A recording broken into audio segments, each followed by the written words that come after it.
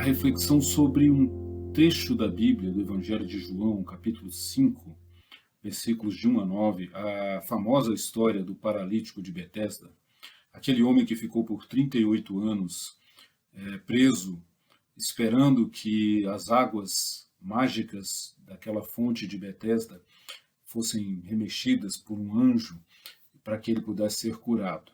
38 anos. E o relato da Bíblia nos diz que quando Jesus chega e quando Jesus se aproxima dele, ele vem com uma dessas questões essenciais, questões primordiais. Ele vem e faz uma pergunta estranha para aquele momento. Uma pergunta que, quando a gente para olhar, a gente, num primeiro momento, acha que não faz sentido. A pergunta de Jesus é: queres ser curado? Ora, para um homem que ficou quase 4 décadas ali esperando que alguém o ajudasse exatamente para ser curado, parece estranho. Mas há algo de profundo nessas questões. Há algo de penetrante naquilo que Jesus quis fazer e quis trazer à mente daquele homem. Pensemos que é uma vida inteira. Foi uma vida inteira se acostumando àquela mediocridade, se acostumando ao mínimo. Uma vida inteira, porque vejam, para ele ter ficado quase 40 anos naquela situação, alguma coisa, alguém o ajudava. Alguma comida, alguma água lhe era trazida. A Bíblia não diz por quem, mas eu imagino que é uma história de alguém que vai se acostumando a esse processo, como muitas vezes, né, acontece com a nossa vida. Nós vamos nos acostumando a algumas doenças, nos acostumando a algumas atitudes.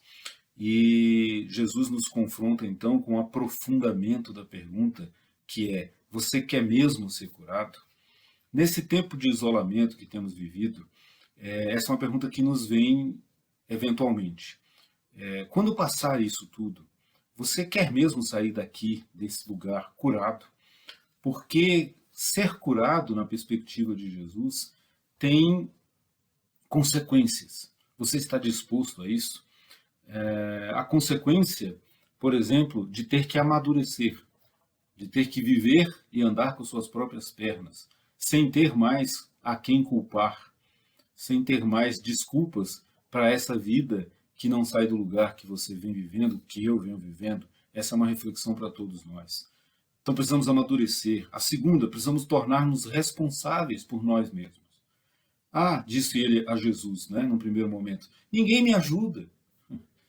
Mas não era essa a pergunta de Jesus. A pergunta de Jesus é: você quer mesmo ser curado? Então, a outra consequência, a outra custo dessa cura é honrar a própria história, carregar as suas cicatrizes, mostrar ao mundo de onde você veio. Jesus diz: levanta, toma o teu leito e anda. Não é anda e larga para trás a tua história. Você carrega com você as marcas dessa história. Pensando sobre esse homem, sobre essa pergunta, eu, no meu segundo livro da série Século I, A Reconstrução, eu tenho um capítulo que eu trato dessa história, desse acontecimento. E eu queria pedir a permissão para vocês para ler um trecho de como eu imagino que esse homem ficou no momento dessa pergunta. Então imagine esse homem contando o seu testemunho. Ele diria assim: o Galileu estava bem próximo de mim. Eu ainda sequer sabia o seu nome. Muito menos que se tratava de um Rabone, de um profeta poderoso. Como disse, eu vivia ali num mundo isolado, paralelo, num mundo só meu. Uma vida assim, vivida em torno de si mesmo, atrofia a própria alma, paralisa e aprisiona. Roubamo-nos a capacidade de enxergar o que se passa ao redor. Mas mesmo assim, seus olhos, creio que por estarem tão próximos, pareciam penetrar os mais escuros recônditos do meu ser e lá projetar a sua luz. Uma luz como a da aurora, que vai brilhando mais e mais até o dia se fazer claro. Como nos ensinam os provérbios de Salomão. Foi como eu me senti ao vislumbrar aquele olhar de compaixão. Ao mesmo tempo, porém, parecia uma adaga de 2 gumes, a abrir caminho sobre os medos mais profundos da minha alma. Ao proferir aquela simples pergunta, o mestre, na verdade, questionava: você realmente ainda quer ser curado? E mais, você já pensou sobre as consequências reais e as mudanças que isso acarretará na vida com a qual você se acostumou a viver? Tais perguntas, ocultas aos ouvidos das pessoas que nos rodeavam, calaram fundo em meu coração. E, diante delas, eu não sabia o que dizer. Pode parecer contraditório, mas eu me dei conta ali de que não sabia mais se queria outro tipo de vida. Não estava convencido de que eu queria a responsabilidade de cuidar de mim mesmo e, por consequência, a capacidade de cuidar dos outros. Confesso, senti medo de responder.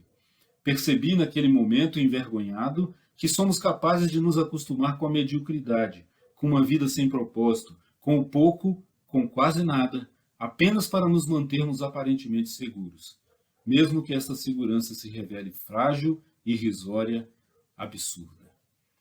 É esse tipo de pensamento que eu acho que Jesus quer provocar na gente nesses tempos que vivemos, esses tempos estranhos. Então, a pergunta que eu queria aprofundar hoje é: você quer? Nós queremos sair dessa diferentes, vivendo de um jeito diferente? Eu queria terminar com uma reflexão sobre esse tempo que nós vivemos, que na verdade, eu lembro de uma pregação do pastor Ricardo no início, quando ele dizia, é uma quarentena da quaresma, ou uma quaresma na quarentena. Imagine, gente, uma quarentena que já está durando 100 dias. Né? E tem uma oração, que é um outro livro que eu gosto muito, O Deus que Dança, é do Tolentino Mendonça, José Tolentino Mendonça. É um livro de orações. E tem uma oração que eu acho bem interessante para esse nosso contexto.